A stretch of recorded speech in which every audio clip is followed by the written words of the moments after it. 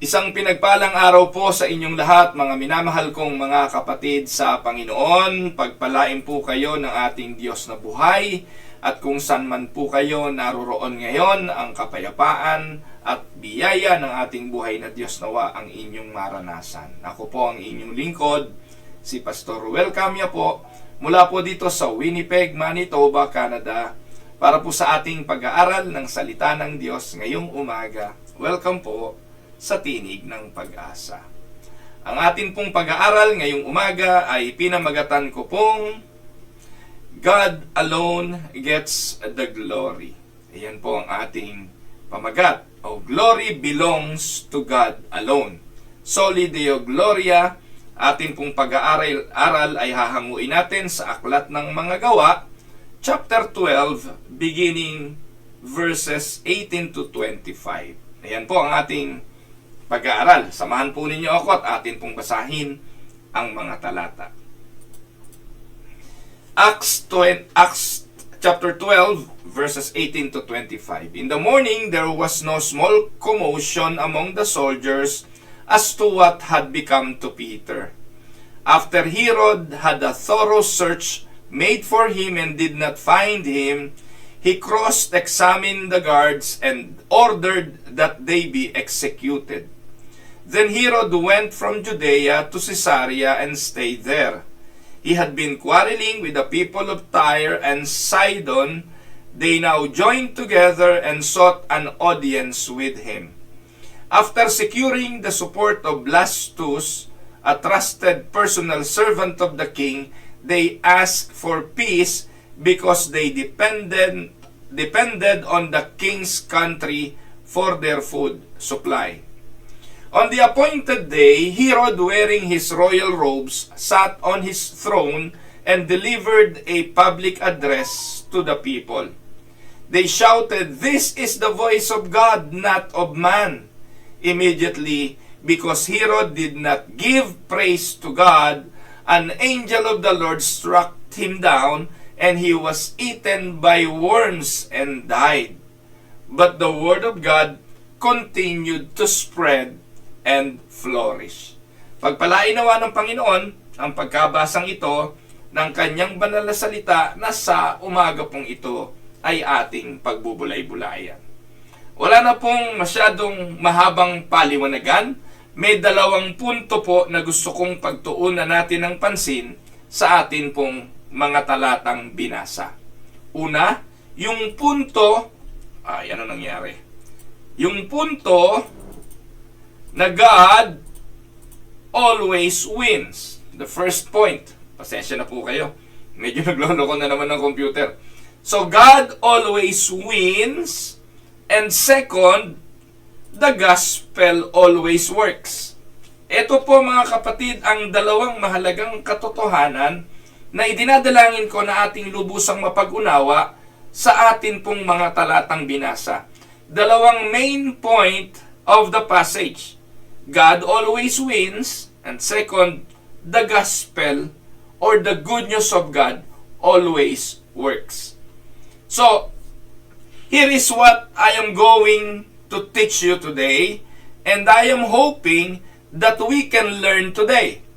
Una, at ito po yung main point, make the pursuit of God's glory the story of your life. Hindi ko po alam kung anong istorya ang binubuo nyo sa buhay ninyo o kung anong plano ng bawat isa sa atin sa ating mga buhay kung papaano natin gustong gamitin ang buhay na ito.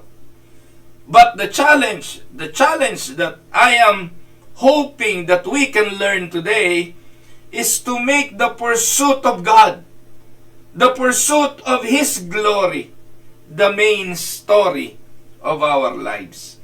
Amen? So mga kapatid, sa ating pong mga talatang binasa, mahalagang balikan natin ang context o yung pinagmulan nito. Sa chapter 11, simulan po natin sa chapter 10. Chapter 10 ng Book of Acts, makikita po natin inutusan ng Diyos si Pedro sa pamamagitan ng panag-inip o ng isang vision na magpatay ng mga hayop, yung bumababa po sa kumot. Natatandaan niyo po ba yon? At ang sabi ni Pedro, "Naku Lord, hindi ako kumakain ng mga mga hayop na nabawal sa lumang tipan. Ang sabi kasi ng Diyos tumayo ka Pedro at magpatay ka. At nandun nga po sa kumot ang iba't ibang uri ng mga hayop na ipinagbabawal kainin. Pero ang main punto po ng vision na iyon ay ang idea na dapat itong si Peter pumunta sa hentil na si Cornelio. Na hindi niya gagawin sapagkat katulad ng pagkain bumababa sa kumot, ang tingin niya kay Cornelio ay isang makasalan at marumi na hindi rin dapat pag-ukulan ng pansin. Kaya ang sabi ng Panginoon sa kanya, Peter, wala nang distinction Lahat ng bagay nilinis na ng Diyos. And maybe that was not in reference to food or anything in the Old Testament, but the thing is, sa tao, wala nang hentil, wala nang Griego, wala nang malinis, wala nang marumi, wala nang, wala nang tuli at hindi tuli. You need to minister to Cornelius. At nung naintindihan ni Pedro ang kahulugan nito, pumunta siya kay Cornelio. Naalala niyo po ba pagkakita ni Cornelio kay Peter, nagpatira pa si Cornelio at sinamba niya si Pedro. Pero ang sabi ni Pedro, mamaya matatalakay din natin ito. Huwag kang lumuhod, tumayo ka, ako'y tao ring katulad mo. So, dahil po roon, sa nangyaring yon, naka-influence na po itong si Peter doon sa mga sundalo, doon sa mga may katungkulan, doon sa mga tao na medyo mas mataas ng antas ang pamumuhay kesa doon sa mga pangkaraniwang tao. At dahil doon ay nangaral lumaganap ang ibanghelyo. At dahil sa pangangaral ni Pedro, nabuwisit sa kanya ang hari. Kaya ang ginawa ni Herodes, ipinahuli niya itong si Pedro at ipinakulong. Chapter 11 po tayo ng Book of Acts. Ang nangyari, yung anghel ng Diyos, pinakawalan si Peter. Nakalaya si Pedro, nagpunta siya doon sa bahay ni Maria, at nandun yung maraming mga alagad, at nagulat sila, paano nakalaya si Peter? Paano nangyari yon? Pero sinabi niya na ang Diyos, sa pamamagitan ng anghel, ang nagpalaya sa kanya. So tuloy po natin ang pag-aaral, Acts chapter 12 na po tayo. Nako, galit na galit itong si Herodes. Sa pagkakalaya po ni Pedro, nagkaroon ng komosyon. Paano nangyaring nakatakas yung si Peter? At nagpahanap mabuti itong si Herodes, pinahanap niya sa kanyang mga sundalo, hindi nila makakita. So ano pong ginawa? Ayon po sa verse 20, Sa 12 muna, Acts 12:18, ang sabi diyan, ang umaga na lubhang nagkagulo ang mga kawal dahil sa pagkawala ni Pedro. Siya ay pinahanap ni Herodes at hindi siya nasumpungan. Dahil dito, siniyasat niya ang mga bantay at pinag-utos na sila ay patayin. Siya ay lumusong. So after that, nakita natin na talagang napahiya po ng husto dyan Napahiya ng husto si Herodes. Imagine nyo, natakasan ka. So ang pwede mong gawin, yung mga naging dahilan ng pagtakas, ipapatay. Dahil siguro sa kahihiyan na nangyari, ang sumunod na kwento sa verse 19, siya ay lumusong sa Cesarea mula sa Judea at doon nanatili. Hometown ni Herodes yang Cesarea. So pumunta siya doon, So ayon sa verse 20, tuloy po natin ang basa, galit na galit si Herodes sa mga Tiro at taga Sidon. Ayawan ko naman, bakit biglang-bigla out from nowhere ay biglang pumasok tong idea na ito. Nung nasa Cesarea na siya, ay nabunton yung galit niya sa Tiro at Sidon. Ito pong dalawang lugar na ito ay nasa parte ng pangkasalukuyang Lebanon. Yung pong Jerusalem, yung Judea, ay malayo po, medyo milya, papunta po sa Lebanon sa panahon natin ngayon. Kaya ewan ko kung ano dahilan, hindi naman sinabi ng Biblia, bakit nagalit at galit na galit itong si Herodes sa mga taga Tiro at Sidon. So, ang sabi po ng talata, sila ay nagkakaisang pumaroon sa kanya nang mahimok nila si Blasto na katiwala ng hari. ipinamanhik nila ang pagkakasundo sapagkat ang lupain nila ay pinakakain ng lupain ng hari.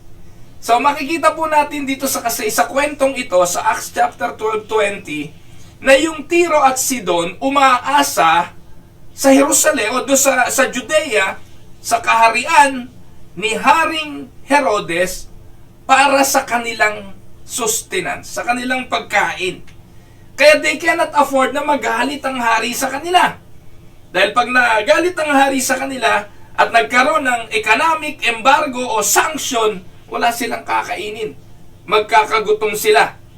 So, the word for angry means furious, exceedingly hostile, and enraged. No? Talagang kung sa larawan ito sa panahon natin ngayon, muhing-muhi. Ang term dyan, galit na galit. Herod was continuously angry sa bayan ng Tiro at ng Sidon. Kung titingnan po natin, delikado yan. Kasi po sa Kawikaan, ayon sa Kawikaan 29 verse 2, when the righteous thrive, the people rejoice. When the wicked rule, the people groan. Ano po sa Tagalog? Kapag ang matuwid ang nagahari, nagagalak ang mga tao. Pero pag ang namumuno ay masama, naku, kawawa ang mga tao. Kaya sa pagkakataong ito, takot yung mga taga-Tiro at Sidon sa pwedeng gawin ng hari dahil galit na galit ito sa kanila. Well, gaya ng binanggit ko kanina, we are not really sure how these two cities got into this bad side or why King Herod was so angry with them. Perhaps because of some unfair trade competition between Tiro or Tyre and Sidon. No? Kasi nasa ano po ito seaport, itong dalawang bayan na ito. At dahil nasa seaport sila, daungan sila ng mga barko, ng mga bangka o ng mga trade. So, Tyre and Sidon were independent city-states. But at this point, ang sabi, bagamat sila independent, pareho silang merong pinuno, merong nangunguna sa kanilang mga bayan, nagkaisa sila, nagkasundo. At sila ay nagkasundo, nakausapin, i-persuade si Blastus. Si Blastus ay katulong ng hari, ang tawag sa kanya ay Chamberlain ng hari, and nakiusap sila dito na makalapit sa hari. Dahil ang sabi ng Biblia, depended sila sa hari para sa kanilang pagkain. Yung pong Chamberlain was a personal assistant na responsable saan? Sa pamamahala ng mga living quarters ng hari. Kasama rin yung gwardya, yung personal finances ng hari. So, alam po yun ng Chamberlain. So, itong dalawang taon na ito have always needed food and grain from Israel. So, ito po'y matetrace pa natin sa 1 King chapter 5 verse 11. Di ko na po naisulat ito dyan sa PowerPoint Panahon ni Haring Solomon, umaasa na po itong Tiro at itong Sidon sa Israel for their wheat. Kasi po, yung Israel nga during that time ay sagana sa kanilang ani na trigo. At marahil ang isa pa sa dahilan kung bakit gumawa ng paraan itong Tiro at Sidon na makipagkasundo sa hari dahil po sa isang hula. Natatandaan niyo po ba sa aklat ng Gawa? Balik tayo ng isang chapter. Sa Gawa 11:28, mababasa po natin dyan. One of them, named Agabus, stood up and through the Spirit predicted that a severe famine would spread over the entire Roman world. Ang sabi, kailan to nangyari? This happened during the reign of Claudius. Take note, ang emperador nung mga panahon na yan ng Roma ay si Claudius. Sa Jerusalem, ang namumuno ay sino? Si Herodes, ang nag-ahari. Kaya, merong hula na during the time of Claudius ay magkakaroon ng matinding tagutom. At marahil nagsisimula na ito, kaya itong Tyre at Sidon ay takot na i-embargo sila ng Haring Herodes. Dahil pag nangyari yon, patay ang kanilang mga mamamayan. So in any case, ang ginawa nitong Tyre and Sidon, kinausap nila si Blastus. Binanggit yung pangalan pero wala naman masyadong ginampanan si Blastus dito, kundi i-connect yung mga pinuno ng Tiro at Sidon kay Haring Herodes. Ayan. So marahil ay sinuhulan din nila ito, si Blastus, alam nyo naman ng politika, pero hindi naman binanggit doon. Espekulasyon ko lang yon. Ano po? So, tutuloy po natin ang basa at tingnan po natin ang sumunod na nangyari sa verse 21. No? Acts 12:21 sa Tagalog, pagsapit ng takdang araw, si Herodes ay nagsuot ng damit hari, umupo siya sa luklukan at nagtalumpati sa kanila. So, historian tells us, this appointed time, yung takdang araw na binabanggit dyan, ay celebration. There was a 2-day celebration na ginagawa nung araw na yan. Una, birthday po ng Roman Emperor na si Claudius. At yung ikalawang araw ng celebration naman ay ang pagbibigay honor kay Herodes mismo. Kaya bumalik si Herodes sa Cesarea eh. Kasi doon niya gustong ganapin yung kanyang celebration. Yung celebration ng pagkilala sa kaarawan ng Romanong emperador na si Claudius, at the same time, parangalan din siya, i-honor siya bilang hari.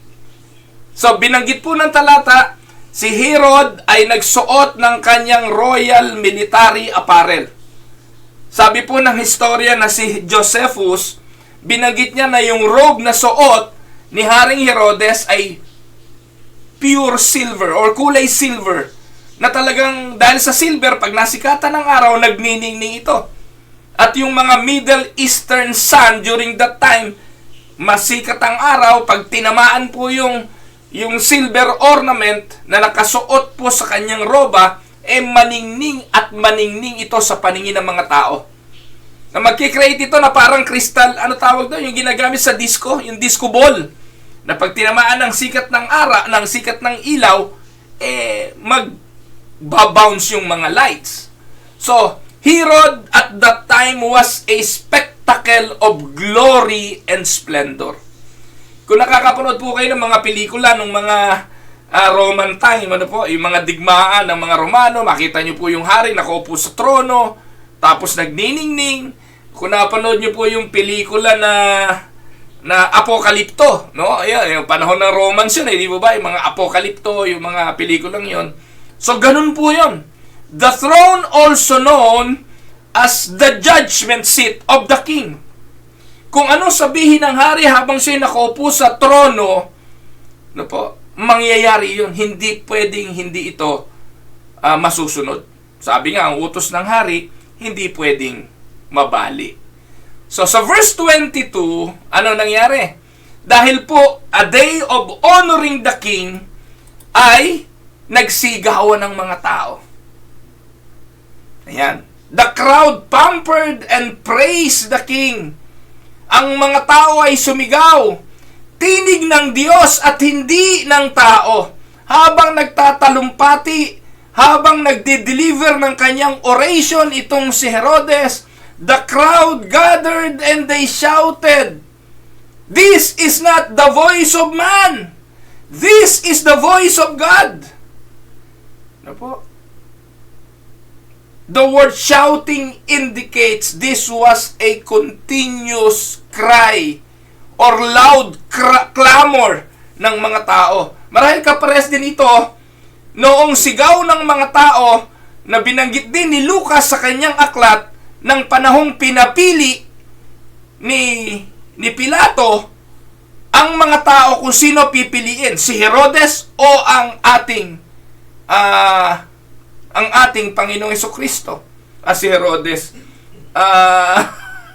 Sino ba yun? Yung palalayain, no po? At ang sabi nga po ay ipako. The word shout, they shouted is to crucify Jesus. I'm referring to Barabbas na po. So, they chose Jesus to be crucified. At ang sigaw na ito ng mga tao'y patuloy. Ganun marahil yung intensity. And this was, ayan, it is also, in English maganda, they shouted this in a loud voice, this is the voice of God and not of man. Ganyan po nila pinarangalan si Herodes. But this was Herod's final test. Po, ito yung final test kay Herodes. Would he receive his blasphemous praise or would he quickly refuse it and give God the glory? Tatanggapin ba ni Herodes yung parangal sa kanya na siya ay Diyos at ang kanyang oration at ang kanyang sinasabi ay galing sa Diyos at hindi galing sa tao? This was in contrast when Peter encountered people wanting to worship him. Katulad po ng binasa sinabi ko kanina, noong ito pong si Cornelio ay nagpatira pa kay Pedro, no? Acts 10:25-26. Nangyari na pagpasok ni Pedro ay sinalubong siya ni Cornelio, nagpatira pa siya sa kanyang paanan at siya'y sinamba, ngunit itinindig siya ni Pedro na sinasabi, tumindig ka, ako ay tao rin naman.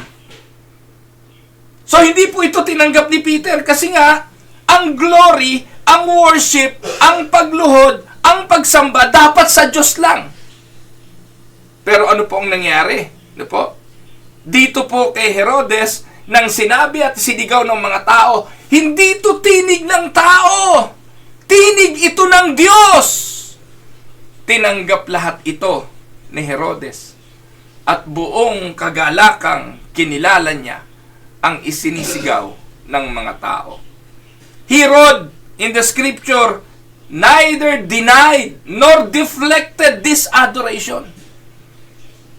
Mga kapatid, it is a serious sin to take God's glory from Him. It is a very serious sin. Kaya paalala po ito sa ating lahat. It is only God, no po, and only God needed to be worshipped. And it is a very serious sin kapag tinanggal natin yung kaluwalhatian ng Diyos. Tingnan natin ang ilang mga talata. Exodus 20 verse 5. You shall not bow down to them or worship them, for I, the Lord your God, I am a jealous God, punishing the children for the sin of the parents to the third and fourth generation of those who hate me. Leviticus 10:1 and 2. Ito yung dalawang anak ni Aaron na si Nadab and Abihu na ginamit yung kanyang censer took their censers, put fire in them and added incense, and they offered what? Unauthorized fire before the Lord, contrary to the commandment of God.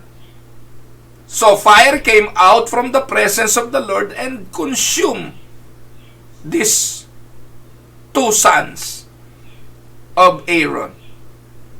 We cannot do whatever we want.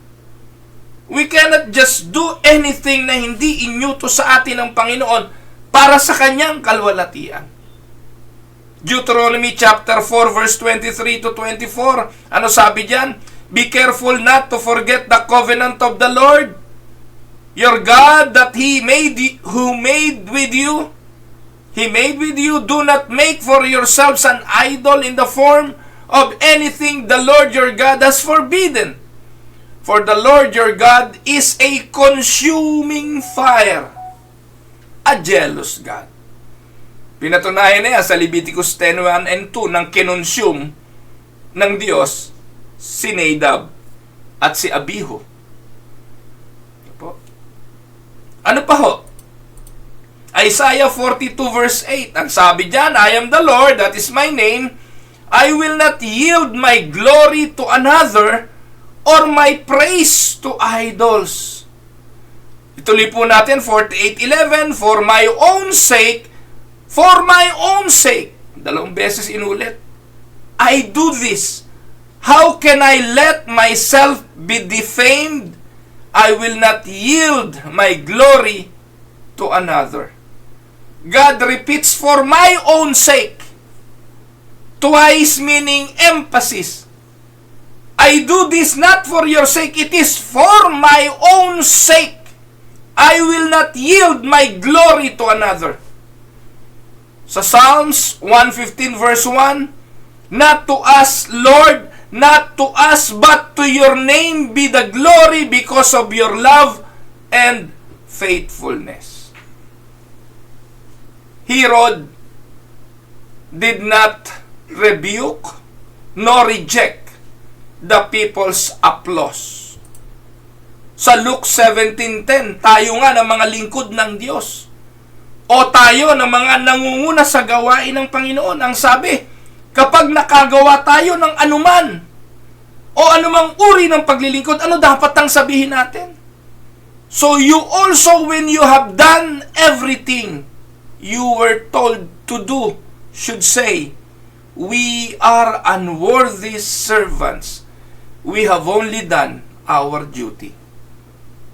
Bilang mga lingkod ng Diyos, kung may na-accomplish man kayo, kung may natapos man kayo, kung meron mang bagay na, kakaibang bagay na nagawa mo para sa Diyos, huwag mong angkinin ang glory. Dahil kaya mo lang naman nagawa yon dahil din sa Diyos. We have only done our duty. We are unworthy servant. Di po ba kayo nagtataka kapag mga pastor, no, sinasabi bago tumayo at ipatong yung kamay o itaas yung kamay, Panginoon, padaluin mo nawa ang iyong biyaya sa kamay ng iyong walang kabuluhang alipin. Hindi po pakitang tao yun, kundi pagtitiwala sa sinasabi ng aklat na dapat ganun ang ating gawin. Pagkatapos ng makapag-sermon, pagkatapos ng makagawa ng paglilingkod o anumang bagay na mabuti sa ating pananaw, sasabihin daw natin, we are unworthy servant. Pero si Herodes, ano po ang ginawa niya? Verse 23. Ano po? Dahil hindi niya ni-reject yung applause, yung papuri ng mga tao na sinasabing yung kanyang tinig ay hindi tinig ng tao kundi tinig ng Diyos. As a result, verse 23, immediately. Ano ba ibig sabihin ng word na yun? The word immediately means forthwith, directly on the spot. Noon din. Because Herod did not give praise to God, an angel of the Lord struck him down and he was eaten by the worms and died. Mga minamahal na mga kapatid, ito ang totoo. The same angel who sprang Peter so easily with a finger's worth of effort struck down the great king, Herod. Ang anghel na sa pamamagitan ng isang pitik ng kamay napalaya si Pedro sa kulungan, ibinalik sa fellowship ng kapatiran, ay ang parehong anghel na pumatay sa dakilang hari si Herodes. Amen? And Herod died a horrible death. Kinain ng uod, with worms eating him from the inside out before taking his last breath.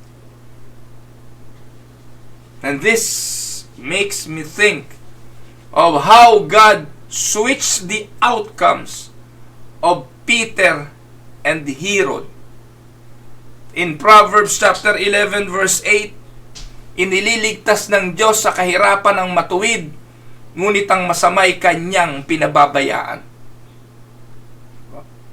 Pababayaan talaga ng Diyos. So, before moving on, let us slow down a bit and seek to understand. Bilang mga Kristiyano, bilang mananampalataya, paano ba natin mabibigyan ng glory ang Diyos? How can we give God the glory? Mga minamahal na mga kapatid, alam niyo po ba na we exist for one primary purpose. Kung naghahanap po kayo ng layunin ng buhay ninyo, at may mga pastor ngayon na napakahusay sa pag-challenge, find your purpose, seek your purpose, seek your goal in life. Alam niyo po, hindi naman nagkulang ang Bible sa pagtuturo sa atin kung ano daw yung ating greatest purpose in life.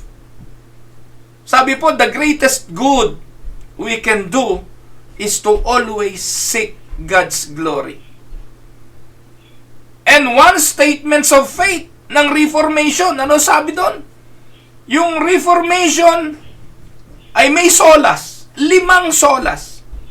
And one of the solas is soli Deo Gloria, na ang ibig sabihin, to the glory of God alone. So ang purpose po, hindi lang ng Reformation, kundi ng ating buhay, is to seek the soli Deo Gloria. Yan po ang sagot ng Westminster Shorter Catechism sa tanong na what is the chief end of man? Question number 1. What is the chief end of man? Ano ba ang hangganan o layunin ng tao, ang purpose ng buhay ng tao? Ang sagot ng katekismo, man's chief end is to glorify God and enjoy Him forever. Alam niyo mga kapatid, the word glory is one of those religious words we often use but may not fully understand. Lagi natin ginagamit yan Seek the glory of the Lord, find the glory of the Lord. Pero hindi natin lubusang naiintindihan ang bagay na ito. Ano ba ibig sabihin nito? Literally, ang ibig lang sabihin nito ay bigyan natin ng mabigat. No? Bigyan natin ng mabigat. At ito'y may kinalaman saan? Sa reputasyon, no? Sa fame, sa splendor and prestige of God. Ano po? That is what it meant. It also related to the word magnify, which means when we give glory to the Lord, we are really helping people see how big, how beautiful, how majestic God really is. Amen? Pag binibigyan natin ng parangal ang Diyos, ipinakikita natin sa mundo na siya'y mataas, siya'y mabigat, siya'y weighty. And He deserves praises and glory. Amen? The opposite of giving glory ay selfish and pride. The opposite of giving glory to God is selfishness and pride. Kaya ang tanong, bakit hindi mo binibigay sa Diyos ang karangalan? Ang dahilan, kasi gusto natin sa atin yung karagalan. At ang ibig sabihin nun, meron tayong pride.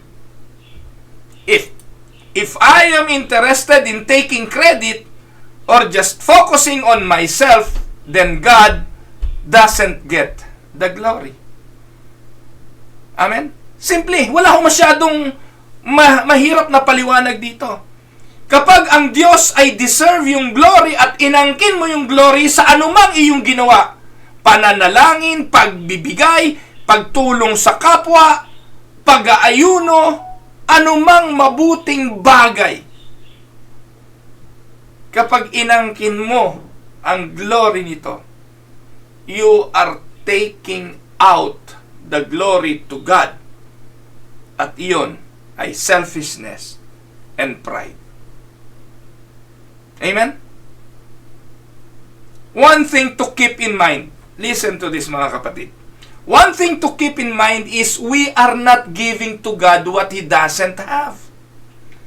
Giving glory to God is not something na wala ang Diyos ng glory ito. Kaya pag nagpe-pray tayo ibinabalik namin sa iyo, Panginoon, ang lahat ng papuri, ang lahat ng karangalan. Hindi po nangangahulugang walang glory ang Diyos. Hindi po nangangahulugang tayo ang naglalagay ng glory sa Diyos. Hindi po ganon.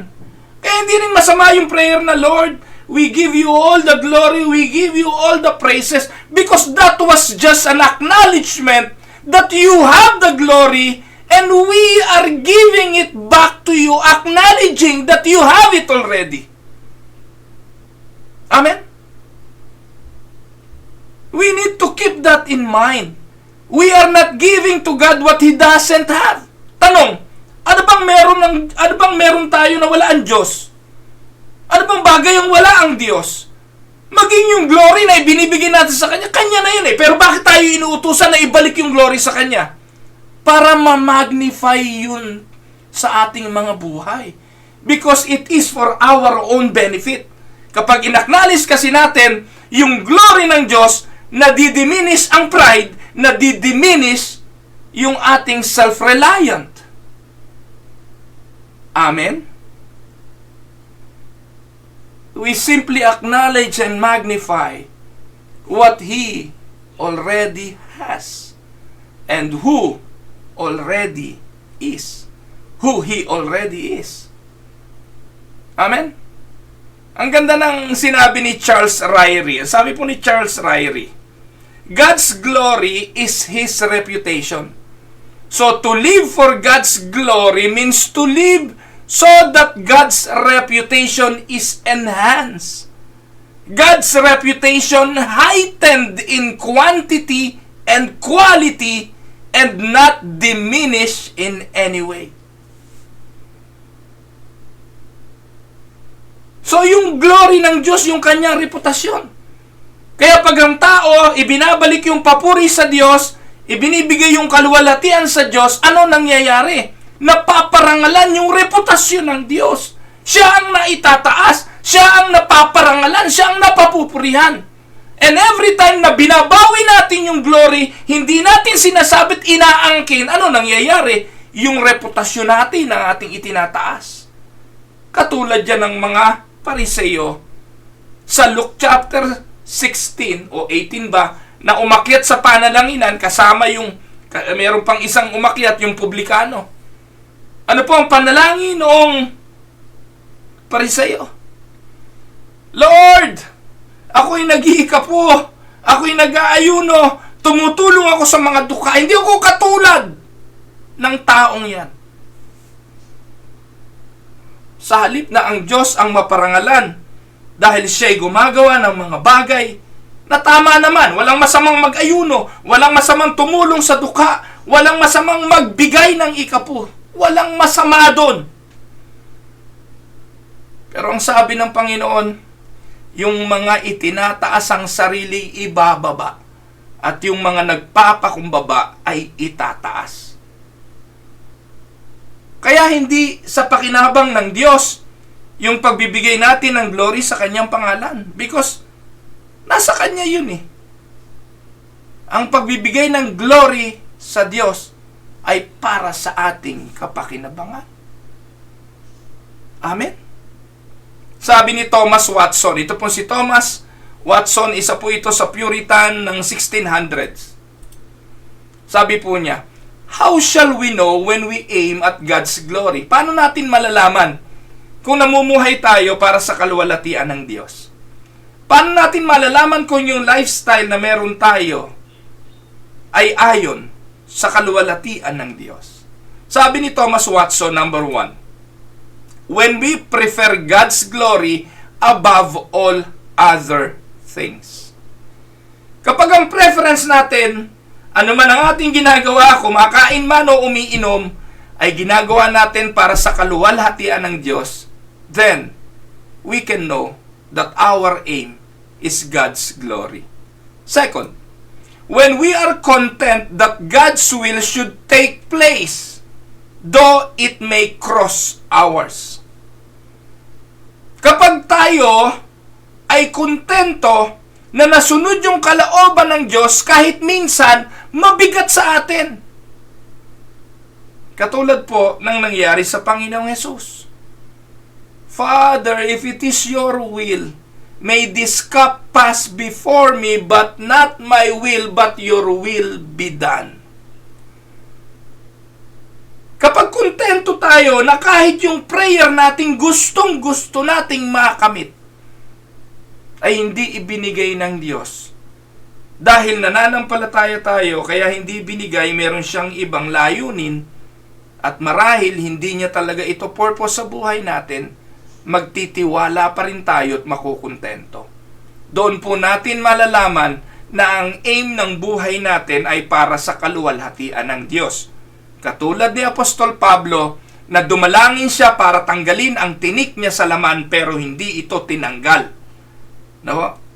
Sa kabila nun, hindi siya tumigil at namuhay pa rin siya para sa paghanap ng kaluwalhatian ng Diyos. Pangatlo, when we are pleased to be outshined by others in gifts and esteem so that His glory may be increased. Ang maganda example nito, itong si John the Baptist. Siya po ang nauna. At sa kanyang pagiging nauna, nakapag-increase siya ng sarili niyang mga alagad. Nagkaroon din siya ng mga tagasunod. Noong dumating ang Panginoon at nagkaroon na rin ng disipulo ang ating Panginoon, na outshined si John ng ating Panginoon. Po? Pero anong sabi ni John? No? I must decrease so he might increase. Kapag ikaw ay pumapayag, kapag ikaw ay walang attitude problem when it comes to taking place or taking position, then we know that the aim of our lives is God's glory. Amen? Our role then, to borrow from Thomas Watson, is to respond with appreciation, to respond with adoration, affection, and subjection to the Lord's glory. In particular, when people look at us, they should see not the things that we did, not the talents that we have, not the ability that we can share and express, but the beauty of God on full display in our lives. Yun ang nakikita dapat ng mga tao. Colossians 1:16, ano sabi? For in Him all things were created, things in heaven and on earth, visible and invisible, whether thrones, powers, rulers, or authorities. All things have been created through Him and for Him. Kaya lahat ng yan para sa Diyos yan. Kaya dapat ibalik lahat ng mga yan sa Diyos ang karangalan. Trono, kapangyarihan, pamumuno, otoridad. Lahat yan, Diyos ang nagtalaga. At ang layunin ay ano? Para makita yung beauty and weightiness of God in full display. Amen? So we know we care about God's glory when we can say along with Isaiah on Isaiah 26 verse 8. Sabi po diyan, Panginoon, sinunod namin ang inyong mga utos at nagtiwala kami sa inyo. Hangad namin na kayo ay aming maparangalan. Amen? Tandaan po ninyo, no one can match His power. No one can avoid His punishment. Or no one can frustrate His purpose. Kaya tao, sino ka para angkinin ang kaluwalhatian ng Diyos? If you take on God, He will take you out. Amen? Now, gusto niyo po ba ng halimbawa niyan? Sa Daniel, may taong ganyan eh. Kilala niyo po ba yung taong babanggitin ko sa aklat ni Daniel, chapter 4, 30-34. Basahin po natin. No? Sabi po dyan, sinabi niya, talagang makapangyarihan ng Babylonia ang itinayo kong maharlikang bayan sa pamamagitan ng aking kapangyarihan at para sa aking karangalan. Hindi pa siya halos natatapos sa pagsasalita. May tinig mula sa langit na nagsabi, Haring Nebuchadnezzar, makinig ka. Binabawi ko na sa iyo ang aking kapangyarihan, ang iyong kapangyarihan bilang hari. Itataboy ka mula sa mga tao at maninirahan kang kasama ng mga hayop sa gubat. Kakain ka ng damo na parang baka. Pagkatapos ng 7 taon, ay kikilalanin mo ang kataas-taasang Diyos na siyang may kapangyarihan sa mga kaharian ng mga tao at maaari niyang ipasakop ang mga ito kahit kanino niya gustuhin. Tuloy po natin. Nangyari nga agad. The same word that happened to King Herod immediately. Nangyari nga agad kay Nebuchadnezzar. Ang sinabi ng tinig, itinaboy siya mula sa mga tao at kumain ng damo na parang baka. Palaging basa ng hamog ang kanyang katawan at humaba ang kanyang buhok na parang balahibo ng agila at ang kanyang kuko ay parang kuko ng ibon. Pagkatapos ng 7 taon, ako, si Nebuchadnezzar, ay lumapit sa Diyos at nanumbalik ang matinukong pag-iisip. Kaya pinuri ko at pinarangalan ng kataas-taasang Diyos na buhay magpakailanman. Sinabi ko, ang paghahari niya ay walang katapusan. Kay Nebuchadnezzar na po nanggaling yung Diyos na kanyang ang Diyos na ito na kanyang pinarangalan ay Diyos na maghaharing walang katapusan.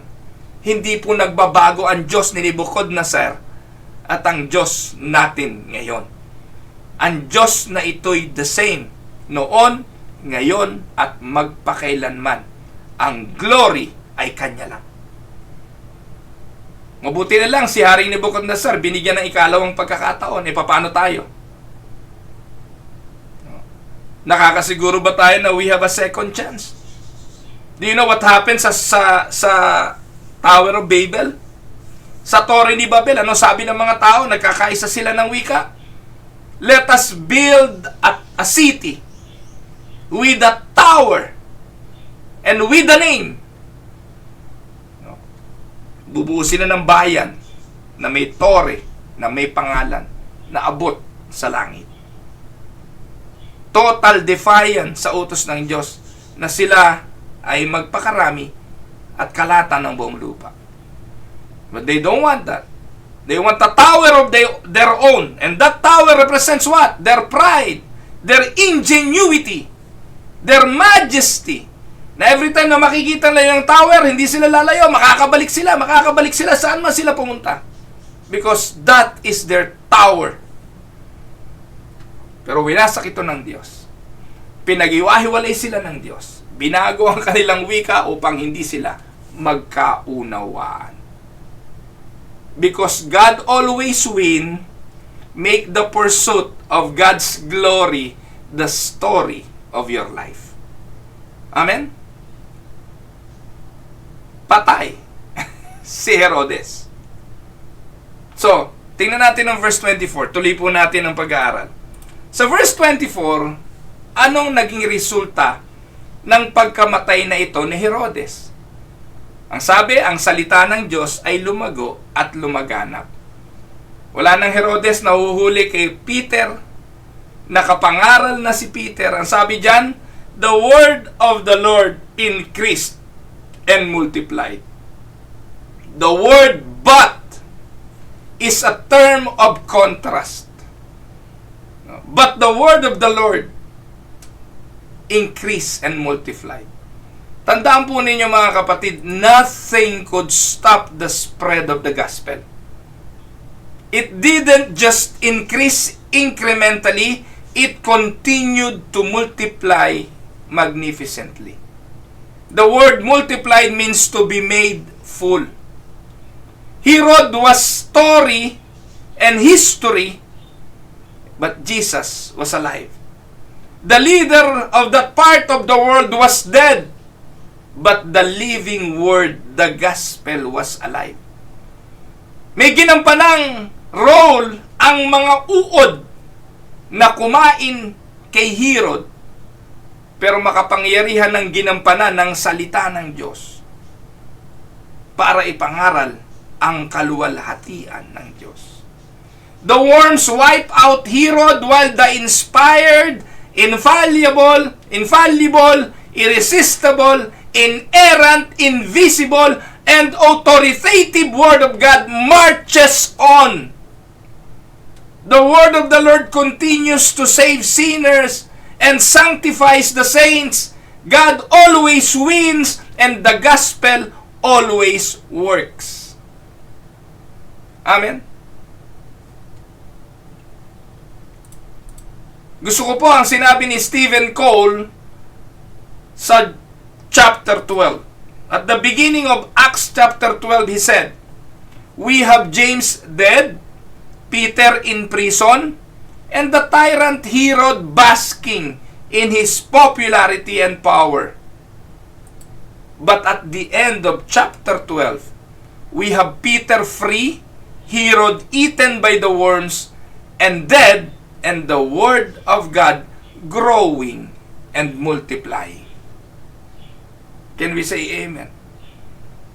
Kaya minsan, wag tayo agad ma-overwhelmed ng simula. Mahalaga na tapusin natin. Dahil yung dulo, mga kapatid, ang magdedetermine ng katotohanan. At yung dulo ang magsasabi kung sino ang totoo. Amen? Isaiah 55:10-11. Ano po ang sabi? "Ang ulan at nyebe ay mula sa itaas, at hindi bumabalik doon hanggat hindi muna nakapagbibigay ng tubig sa lupa at nakapagpapalago ng mga halaman para makapagbigay ng binhi at pagkain sa nagtatanim at sa mga tao." Look at the water cycle. Yan po yung water cycle eh. Ulan, no?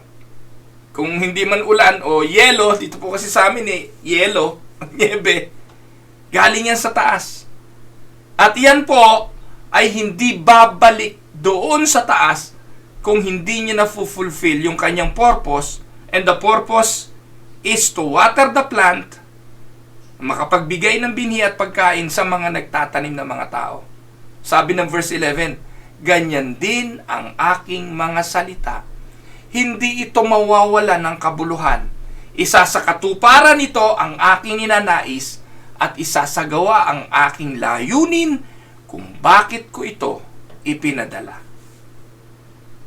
Kaya sa bagay na ito, tayo bilang mga mangangaral, patuloy na ma-encourage eh. Kayong mag-alala, kahit po ilan lang yan nakikinig.